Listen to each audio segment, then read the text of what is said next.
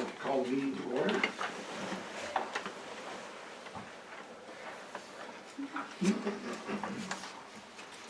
First item on the agenda is the motion to approve the minutes of. Oh, excuse me, I did forget that. It's, got talking about Savannah, and I was already thinking I was a little bit foggy. Can everybody introduce him or herself for the record? Bill Skyber, acting executive director. Amy Tressetter. Ken Stevens. Jerry Brown. John Smith. Mike Shanley. Terry Hamel. First item of business, motion to approve the minutes of January 10. Motion's in order. Who wants to make that motion? I'll make a motion. Mr. Brown, second? Second. Mr. Smith. All in favor of approving the minutes of, first, any corrections they had, any corrections anybody noted? All right, all in favor? Aye. Good. All opposed? Unanimous? Second item is the administrative operational report, exhibit B. And I would, turn this, the motion, turn the floor over to Bill. Okay, thank you. I'll try to keep this as brief as possible. We are, actually as of today, I'm about 85 to 90% sure we're going to have the break wall project here at the port. Originally it was going to be out of another area. Tell us what that is, Bill. Okay, that is, Army Corps of Engineers released a bid for construction and, or excuse me, repair of the west side of the break wall. Dean's Marine Excavation was a little bidder. There was some tentative discussions last year with them.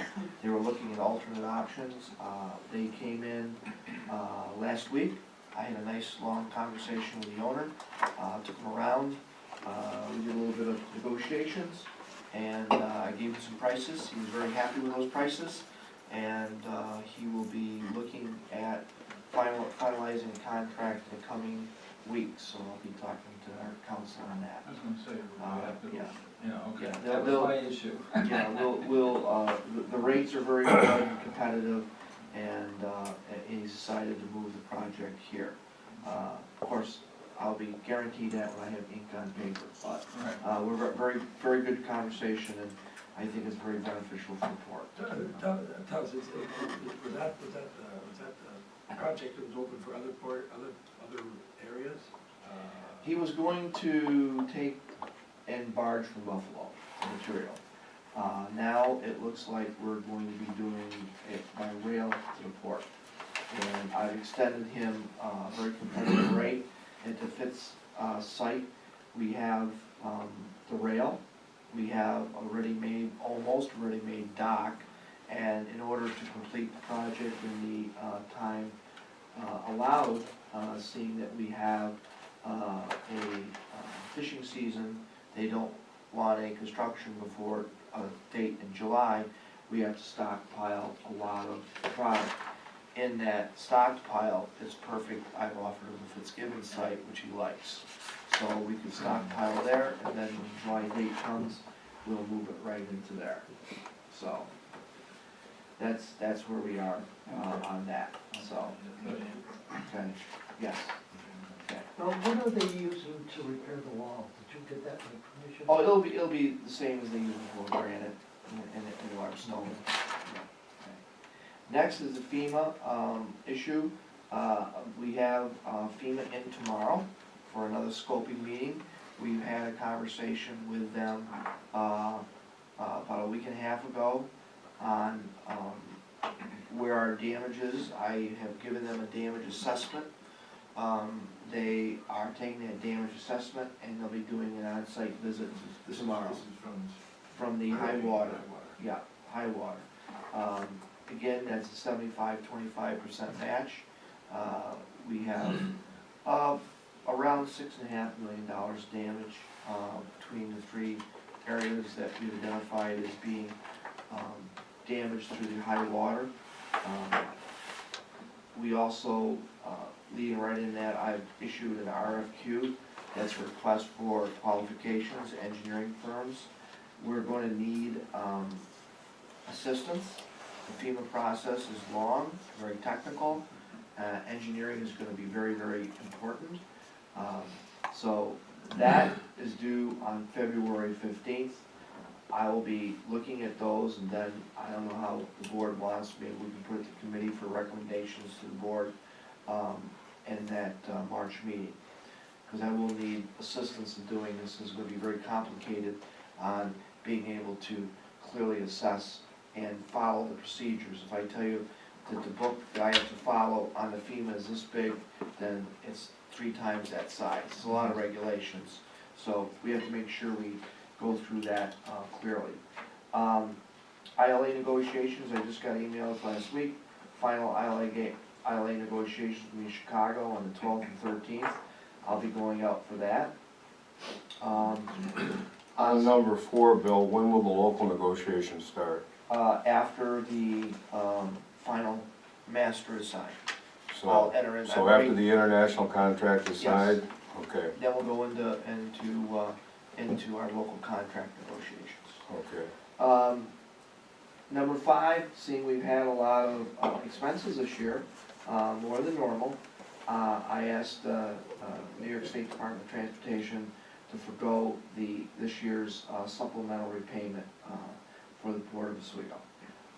We've had expenses we had with the break wall, or excuse me, with the repair to the facilities in high water, our issue with one of the dome roofs, and all the other expenses we've had that have been out of the ordinary with this high water. I've asked them to forego that. What's our total repay obligation? We're a long ways on repaying. This is from a loan in 1960. Yeah. From 1960? 1960. When it was built. This entire configuration. So what do we owe, $1 million, a There couple was million? about 4 million with it. Yeah, we're down to 3,600,000, I We're think paying it now. off, They've been very cooperative. Yeah. we're paying it off $50,000 a year. Okay. It's practically minus interest loan. They got us figured that we're not gonna go anyplace on them, so. Right. Well, Well- it's an annual thing, and we have to count it, we have to account for it, because it's what it's paid for. Have we looked for relief in the past? Yes. There's been some discussion, but Okay. that would require the state legislature to. Okay.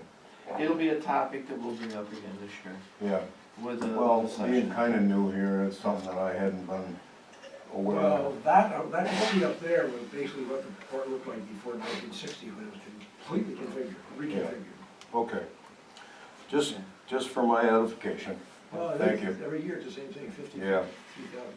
It's not growing because of the interest, but unfortunately, it's still a long time for us to pay it off. It was basically designed to be. A lot of years. Okay. Maybe never in the lifetime of the port, pay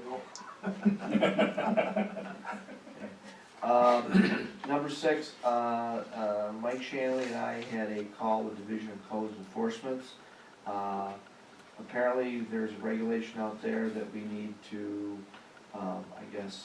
adhere to. I don't know, Mike, you wanna talk about that? Briefly talk about it, yeah, we had this phone call because we had notification that we may not have been actually having a certified building inspector We're just, on, we we weren't aware of it. weren't legal. Yeah, We weren't which legal happens staff. very often around here when we find out we're not doing something that we're supposed to do. So, they're very nice. It's a 9-day seminar that Mr. Scriver will have to attend, and they wanted it done as quickly as possible, but Bill has talked to him and indicated that he can spread it out over 2 years. And until he's certified, we're waiting for verification, which I believe will be coming, that we can hire a certified building inspector until Bill is certified. Let me ask you a question. Has any thought been given, or the attempt been made that maybe we could consolidate some of this function with the city and engage the city building inspector? Well, actually, I think we discussed that, but we are obligated as a state agency to have our own. Okay. That's within the law. They may give us, we had suggested to them for this year that we could hire a certified building inspector. put them on a contractual basis to do this year's safety and building maintenance inspection.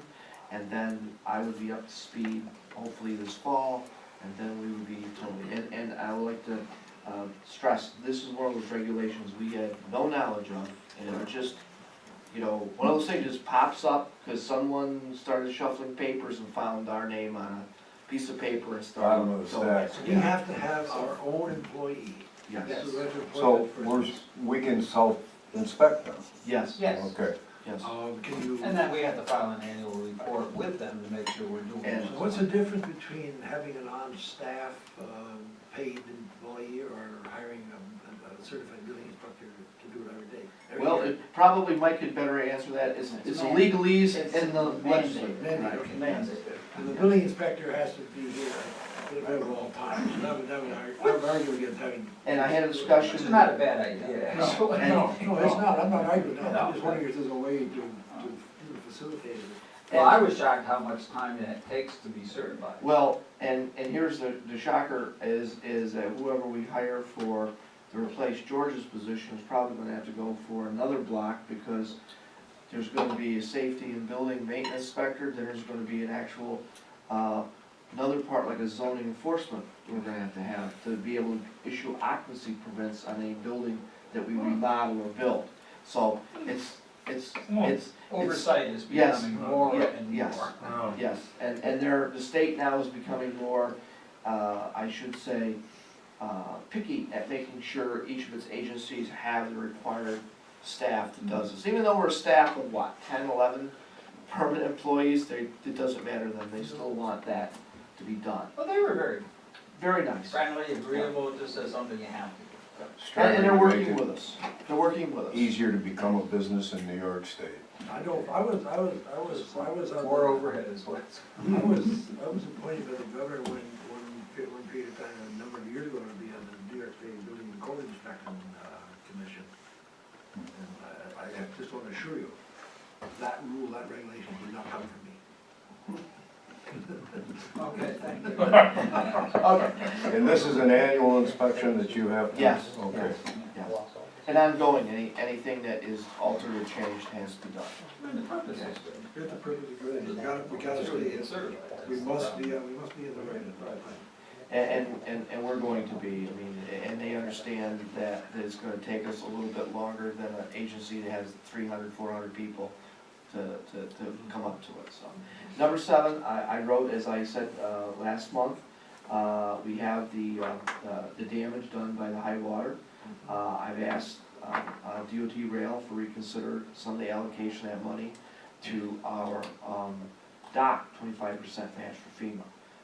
I'll be following that up over the next few weeks. I've contacted the governor's representative. I'll just keep at it doggedly until I get a positive answer on that. We have, as you requested, the board members, that we have quotes for computer security services. We have 4. I talked with the chairman. I think that I'd like to get it to committee so I can go over it more in detail so that we make a very good decision on that and relook at each one of them. There's a good variance in the prices, but each does a little bit different. And I think that would be more for a committee meeting where you have more time to spend on it. Bill, speaking of emails, if you hear from the New York State DOT, would you let us all know by email what kind of resolution you come up with as far as taking money out of the grants? Sure. Okay. 75%? Yeah, And I appreciate those updates too. thank you. Yeah. Well, you're welcome. I want to be as open and cumulative as I can, so as things happen, I'll try to do a Monday email. Okay. We opened the house demolition bids, we have 3. I'm not asking for your action tonight, I just want to let you know that we have them. I'd like to review them all, and I can report back in the March meeting, what I think is the most appropriate one. Last is Harborfest sponsorship.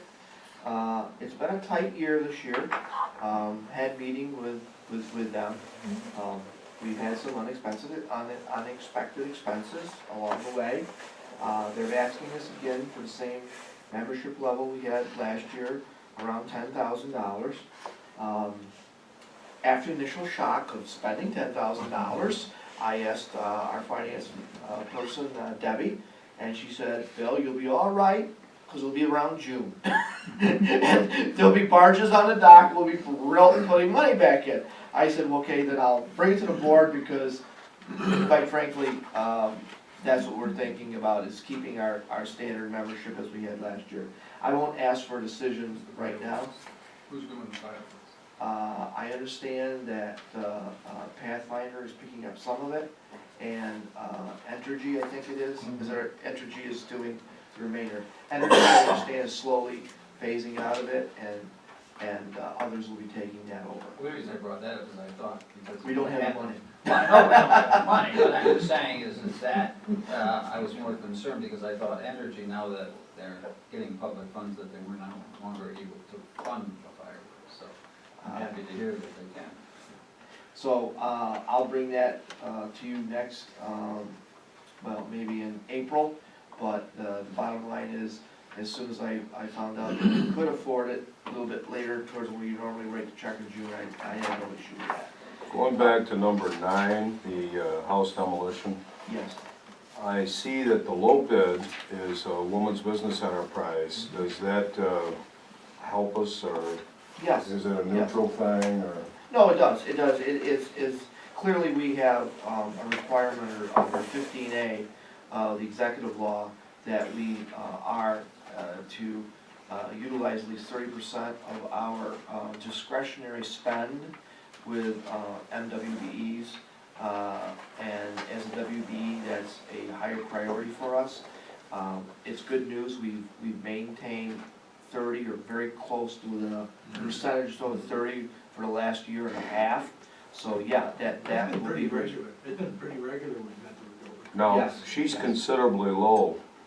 In fact, she's less than half of the highest I was bidder. gonna say.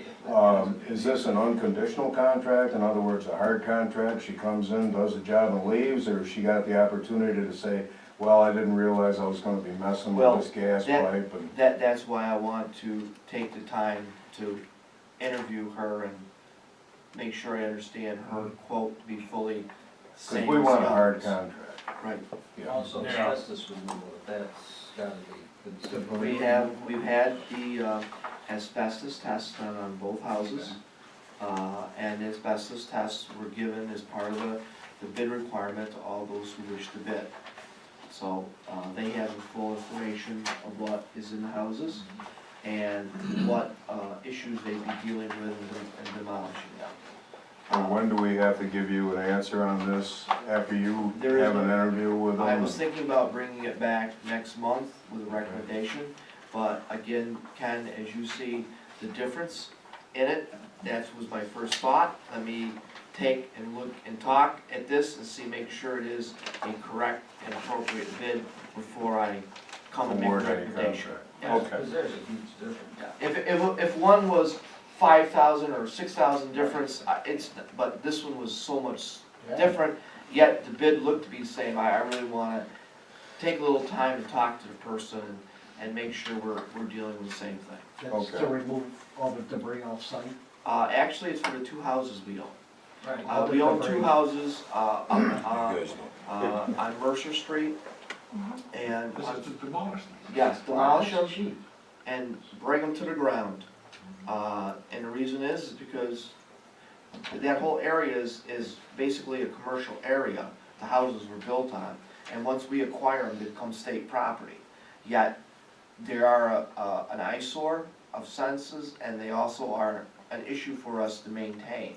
I mean, just to mow the grass. That's our liability, it's just people, Yes. kids playing in there, Yeah, people exactly. trying to break in, So- steal stuff, set up their own little criminal activity there. Yep, so if we demolish them, we no longer have that, they become just ground, we plant seeds, grass grows, that's the end of it. So, and I think that'd be the best way to move. Is that part of the bid is to clear the property and to level? or- What it is demolish the houses, take the houses down, put them in a dumpster, and Actually, leave a big basement hole. we have the the gravel and dirt on site. It was part of Fitzgibbon's project that we have up there already. Oh, So what I've asked them to do, and I made it available to all the bidders, they could, it's only a few yards from where the houses are, they could take that dirt, go in, compact it, fill in the foundations, we have dirt there, put some dirt over it, put a couple bags of grass seed, we're done. yeah. So, and it takes that out of our liability. And it makes that whole area look 10 times better. Yep. There's still 3 other houses right There's 3 houses, we own both bookends. Yeah, 3 houses in the middle. And I think the neighbors will be happier with the houses Did gone. any of those buildings involve waterfront? No, no. They're on the, other side of the rail. Oh, okay. Okay, yeah, they're on the Mercer Street side of the rail. That's all I have, Mr. Chairman, if anybody wants. So what, you're gonna talk more with Howard for people. Yeah, well, I think what I'll do is we'll just bring, they wanted to know as of tonight if we were interested in redoing this. They're putting together their program now, so I will go back and say if it's a consensus of the board, yes, we would go back to the same funding level. Then they would give us a proposal, and that proposal I bring before the board for the next month's meeting. This is one of the few activities that we've spent much money in terms of local activity. And because it involves us, which is just right around us. And, They also use the grounds too, don't they? Yeah, they use the, part of our donation to them is they use the West Pier. And also, as you know, the firework barge stays here, for about a week as they set up. We provide the security 24/7 for it, because it has fireworks on it, just to have everybody. do they pay for that, or is that part of it? No, it's part of our donation to them. Yep. So actually, we're giving them over $12,000 in donations for use of our facilities and also, our security that we need to, put. It puts us at very good light. And by the way, Gucci Fireworks, which does it, and Entergy, which supplies the people, we've worked very well over the past several years. Yeah, Gucci is very good to work with, they're very organized. It's really not an issue on the port, they don't interfere with us. The barge is all the way on the south end of the pier, so it doesn't affect our operations as far as load, unload. So everything is pretty good. Can you confirm who the fireworks people are? Gucci. That, I think, would make a difference, but if it's not, I don't know. It is gonna be the same company this year. Right, we've already talked to them. Okay, that's. The only thing I have a question for you is I wanted to ask, as long as we're looking at things down the road here, is if we wanted to have a reception, as we have in the past, or some type of reception here on the port during the fireworks event. If you would like to think about that, and I could come up with Patty, who's very good at organizing parties. So, if we start thinking about it now, it'd be a lot easier. I was thinking it would be a good idea to have one during fireworks, maybe not as large as past ones, but, you know, have a little reception down here for whoever you think appropriate to invite. That is, It had been done for a few years, last year we didn't do it. no, Guess you're right. and it's, What's the cost? it's not gonna be too terribly expensive, no. Now, I mean, you know, as things we spend money on, I mean, it's a good community event. It highlights the port. Maybe this year we could do a little bit more and maybe even invite some people and have a very short port tour, maybe. You know, Albany has a port day in Albany where they highlight, you know, what goes on at the port, invite elected officials in and community leaders. Maybe we could do something like that. I'm not sure, but they're ideas. Just throw those ideas out. So, next month I'll probably come to you with, see if you want to do it. If you do, I can have Patty start to already, I think we're already kind of getting together what our cost would be. So, And that's about it, Mr. Chairman. Any questions? I have a question going to C1. Our, just kind of looking at, I'm kind of shocked on our net income. It appears that for the year 2017, our income only equaled, just using country boy logic, about 26 or 28% of what we made in 2016. And I'm just kind of wondering if Where are we? Where are we? if we figured out, Where are we? we're actually on C1, Page page 3 of 3. C1. Net income, Again, our income for the year 2017 was 670,000 versus 2,914,000 for 2016, which, like I said, it only represents about somewhere in the mid to high 20s. 17's income 20% of what we made in 2016. And I wondered if we've given that an evaluation and I was just, I was doing a comment, I didn't know we were already at C1. I didn't know we were already at C1. jumped ahead. You're ahead, you're good. oh, I'm sorry, I thought we That's approved what I'm saying, it. where are No, we? no, no. Oh, okay. That's the next. My item. mistake. Next item, though. Well, see, I'm all upset because I was running late tonight. You're trying to skip it. All right. Okay, I'll talk about it when we get there. No, that's Exactly fine, next. we are next, I just had Okay. to turn the page, I'm looking, where, I don't see the C1. Well, I guess I can keep right on talking now.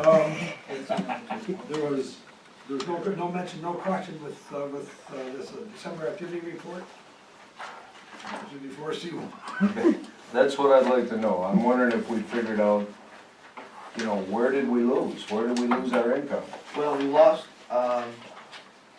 and again, you like to ask some hard questions, I've already been on the job a little over. That's all right, Bill, you can do it, I know you can. We basically lost our revenue based on our stevedoring and our aluminum inbound. Our aluminum inbound has taken a large drop.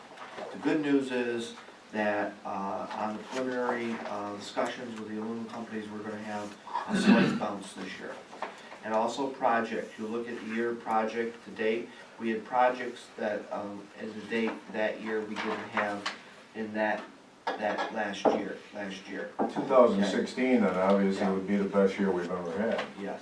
So, taking that, we had a decrease in aluminum. No projects that year.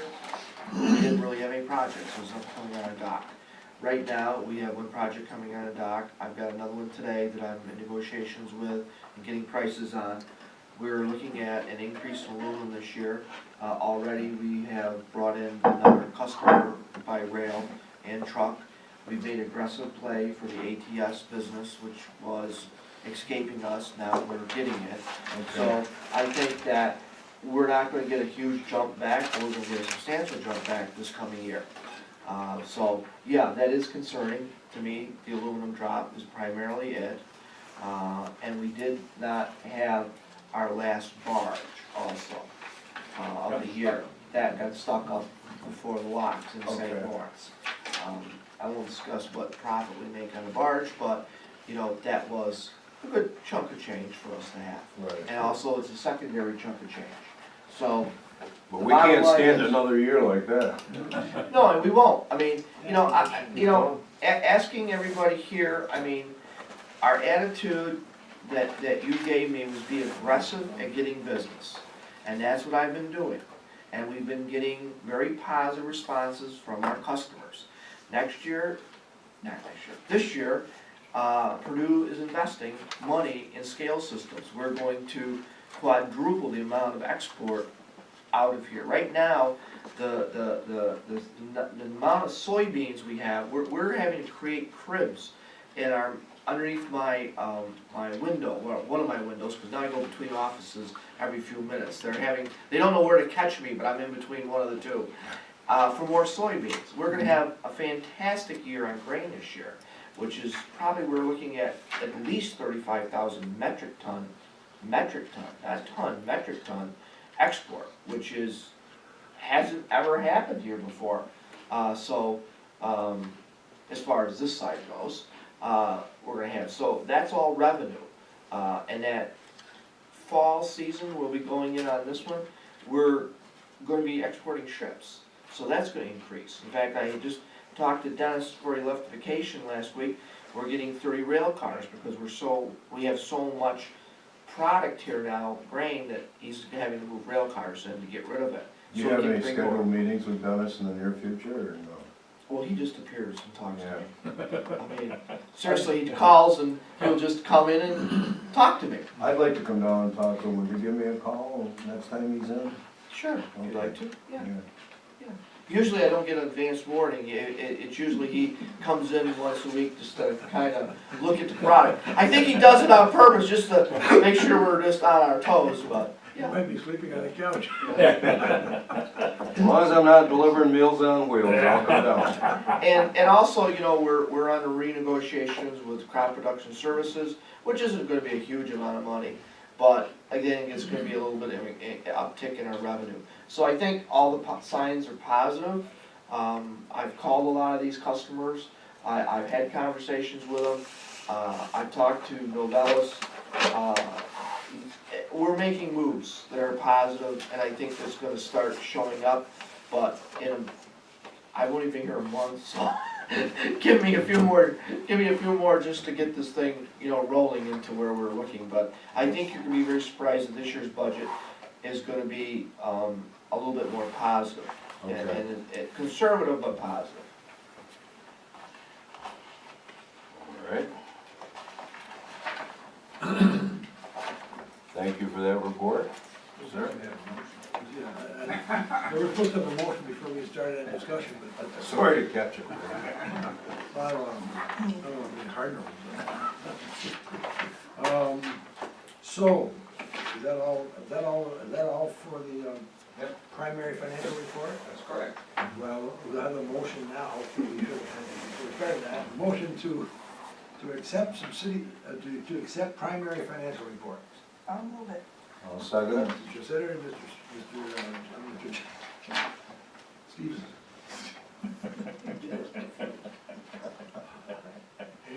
Any other discussions? All in favor? Aye. Opposed? Unanimous. Next motion is to accept subsidiary financial reports. Got a couple of questions on that Can you too. introduce this, you're on the floor. I'll move it. Mr. Sitter, I'll second. Mr. I know Smith Brown. Smith Brown, yeah.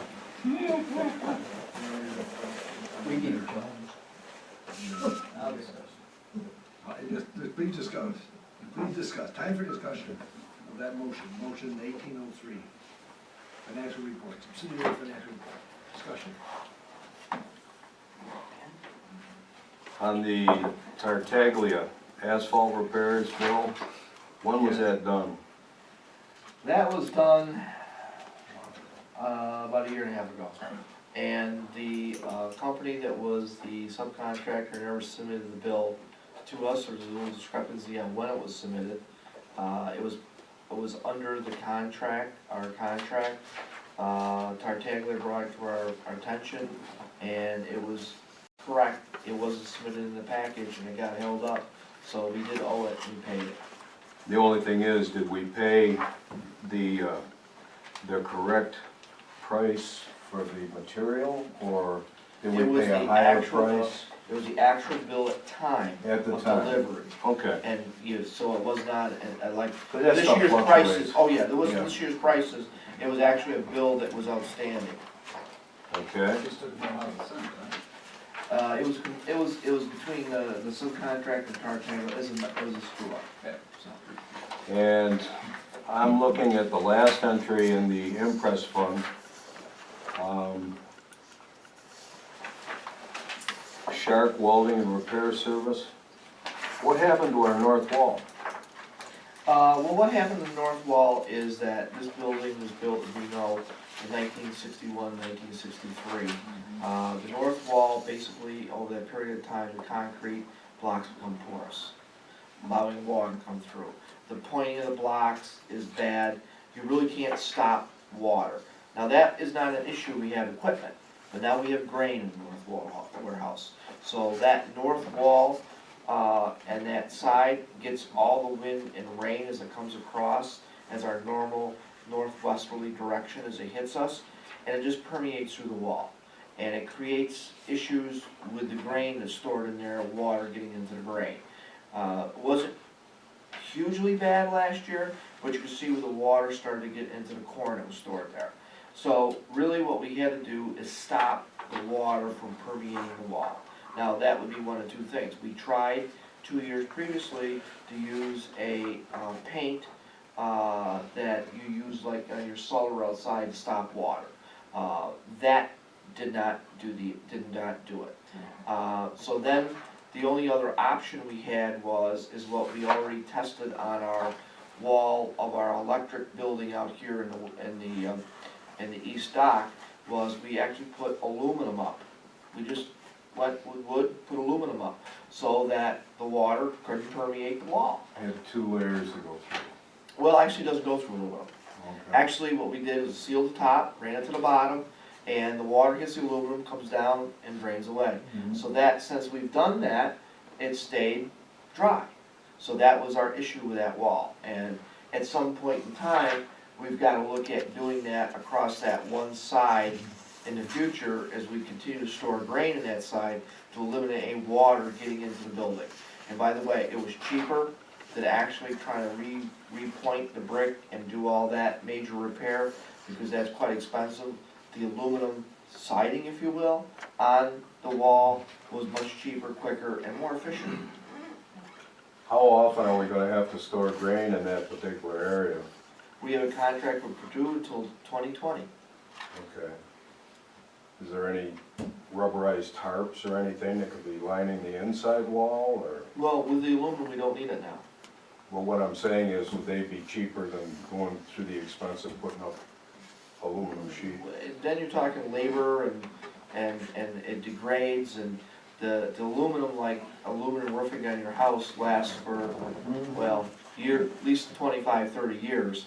And actually now we've stabilized that wall because the water's not getting into the blocks any longer to actually lessen its life. So that'd be a better approach. Yes. Okay. I mean, we looked at all the variable options, and that was the actually most cost effective and the I should say, and best option.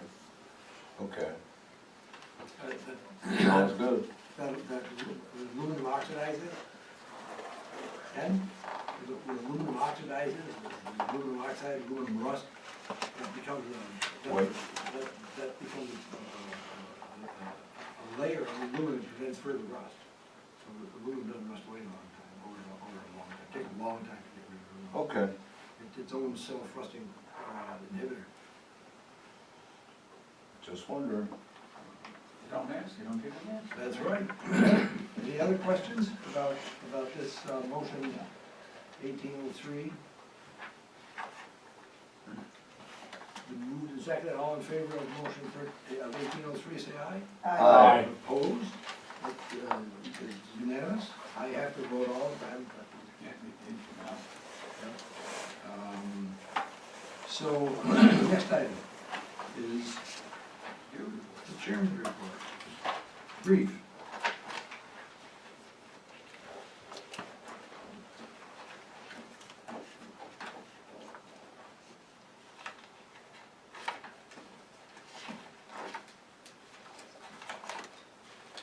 I brought something I'm gonna ask Patty to copy and make available to you at some future time, not too far in the future, but I don't want to put Patty on the spot, whenever she gets around to it, it's fine. And this is an article in Sunday paper. You may have already seen it.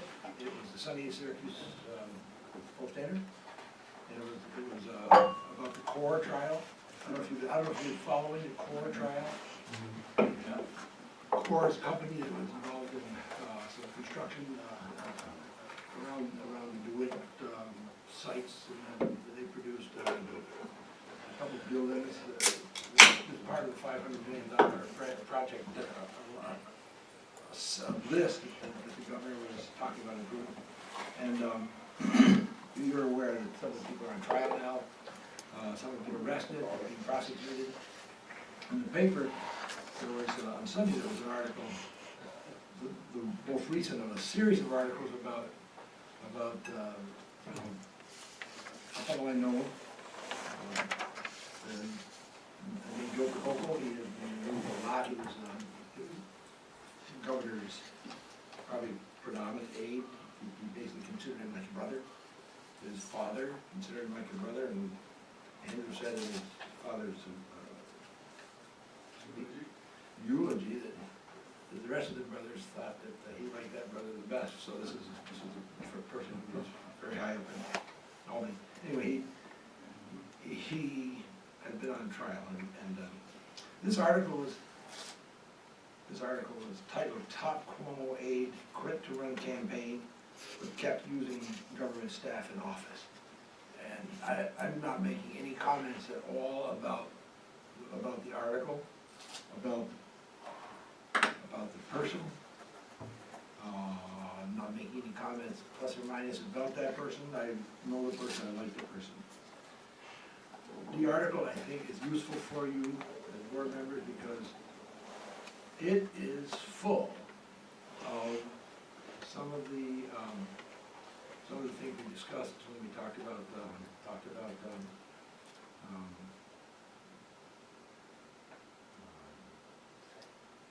behaviors that were at odds with each other, working for the state, working for the government, working for a job at the same time, working with something in fundamental ethical conflict with that job. And it's just, I'm going to have Patty print it so you can read it. Just don't make plus or minus views about it, but the discussion elucidates the discrepancy between what you should do, what you shouldn't do as far as ethics are concerned, government and personal ethics, being all disarray. It's a really good story. And if you just see how the state ethics rules are being violated by the behavior of the person, it gives you a perfect exercise in just rethinking some of the things we talked about when we talked about ethics rules when they're required by, or the training required by JCO. This should be in the JCO training book. They could just black the names out.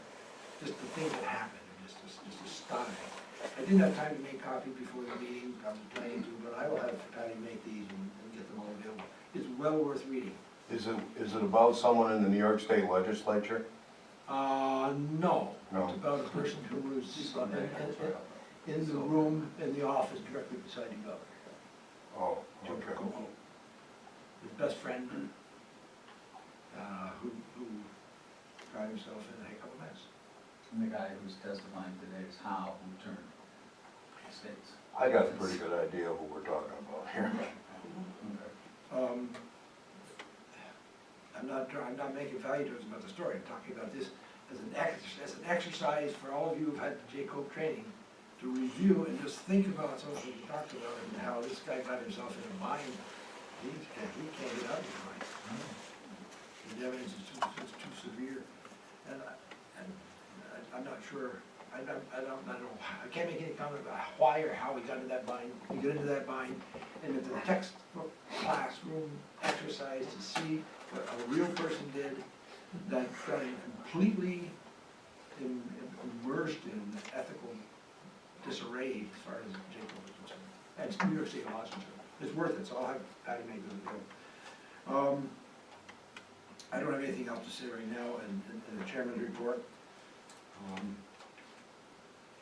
So we'll go on to there. Okay. Next item, committee reports.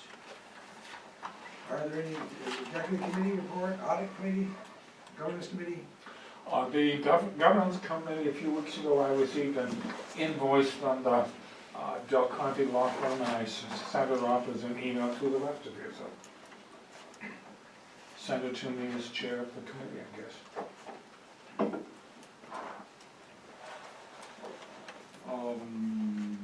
What are we supposed to do with that?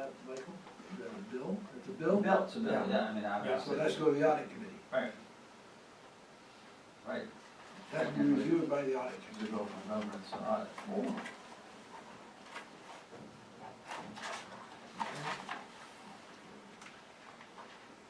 So, planning and development committee, anybody, anything report on planning and development? None? None. Attorney's report? Nothing to do. For the general meeting, which gets us to page 2 of the agenda. Old business? Any old business? Were you asking, in your report, was anything there that got to the old business? Or any business? No old business to be considered? New business? The first item of new business is to approve motion 1804, motion's in order. Get on the floor for discussion. Who wants to introduce the motion? I'll make a motion. Mr. Brown, What, you have motion 1804. 1804, 1804. which is a resolution authorizing the acting executive To extension. director to finalize an extension agreement with Novella for a two-year extension, existing lease of Novella's Wellness Center located on property at 2082 County Route 1 through December 19th for an annual rent of $28,119.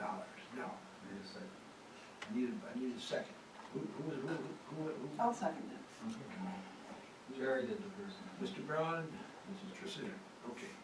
Bill, you want to explain that or discuss it? Well, this was something that happened prior to me, but our attorney, Mike, has reviewed it. It was basically agreed to several months ago by the board, and this is only the technical updates on the address on the actual agreement. So tonight, basically, you're gonna give me authority to go ahead and sign that, so we have the extension for 2 more years. Mike, is this consistent with our past agreements with them? If they do all the maintenance work, the Yep. cover, repairs, The whatever? one issue was whether or not it was up for sale, I think that was an issue Yes. at one time. so we actually own that wellness center Oh, yeah. And the property around it, yes. and the property. Now, do you know what they charge their employees for the use of it? Nothing. Nothing. No charge. Geez, Not a bad deal. I wonder how many use it. is there any way Oh, a lot of, we could well use? used. a lot of people use it. Do they? Good. My brother goes there a lot, Okay. retirees go. I've been there many times. We probably couldn't get away with using it, could we? I don't know why you couldn't. The people, the other people are going. Yeah, we I've never never been there, so I don't know. Never brought that I go to up. the wire. I think it would be nice if, since it's our property, Well, it's, Depends on insurance, I would guess. Yeah, liability. They're all covered. They're all covered. Right. can you look into it, Mike? See if it's available to our use? I think, but we probably have to carry insurance, workers' comp insurance, and all that kind of stuff. Oh, it's New York, yeah. Yeah. Probably be very expensive, I'll be happy to look into it. Yeah, if you would. It's like, I mean, I'd certainly like to use something like that, take advantage of it. it's like renting a house you own to somebody and then deciding Yeah. you're gonna have use of that house too. Yeah. Only for party, only for I- party. Only for party. Yeah, they, As long as they got 10-pound barbells, I believe all that something like that. exercise equipment belongs to them and so on. It's an excellent facility, I think, It is. for what it is. Is it? Yeah, Mhm. They have a sauna? I've seen it. No sauna. No sauna. There you go, we could put the sauna in if we can. Only the sauna. See if I can melt some of this fat off. My guess is no, but I'll be very happy. to- If you would, Yeah, I'll yeah, inquire. thank you.